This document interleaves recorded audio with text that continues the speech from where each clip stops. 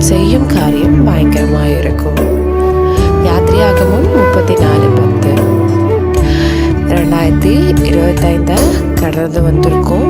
அந்த கடந்த நாட்கள் மாதங்களோ எவ்வளோ கடினம் என்று ஒவ்வொருத்தரும் கடந்து வந்தவங்களுக்கு தெரியும். சிலருக்கு மருத்துவமனையில் கடந்திருக்கலாம், சிலர் போராட்டத்தின் மத்தியிலும் கண்ணீர்கள் மத்தியிலும் நோய்களால் படுத்துக்கொண்டு ஒவ்வொரு நாளும் அழுது வேதனையினால் கஷ்டப்பட்டுட்டு உணவின்றி, சில பேர் மறு உயிர் பெற்று கூட வந்திருக்கலாம். சாகிற நிலைமைக்கு நான் போய் தேவன் என்னை தூக்கி கொண்டாரு, எனக்கு உயிர் கொடுத்தாரு அப்படின்னு சொல்லிட்டு கூட இருக்கலாம். சில பேர் என்னோட கஷ்டம், என்னோட கடன் எனக்கு தேவன் மீட்டு கொடுத்தாரு, நான் கடன் பிரச்சனையில் கஷ்டப்பட்டுட்டு இருந்தேன், தேவன் எனக்கு இவ்வளோ அற்புதம் செஞ்சார் அப்படின்னு இருக்கும். ஒவ்வொருத்தரும் ஒவ்வொரு காரியத்தை குறித்தும் ஒவ்வொரு சமயம் ஒரு நேரத்தை குறித்தும் என்ன பண்ணுறோம், அழுது கொண்டு இருந்திருக்கலாம். இல்லை ஒரு பெரிய கோர விபத்துலேருந்து தேவன் காப்பாற்றிருக்கலாம், ஜீவனை மீட்டு கொடுத்துருக்கலாம்.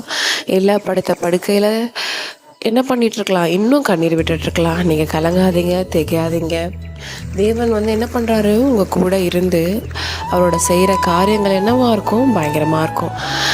பழையவைகள் எல்லாம் என்ன ஆச்சு, முடிஞ்சு போயிடுச்சு.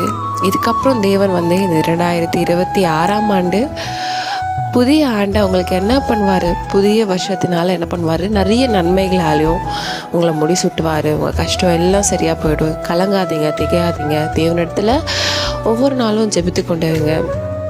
தேவன் உங்கள் கூட இருப்பார், உங்களை வழி நடத்துவார், உங்களை பாதுகாப்பார். ஆமேன்.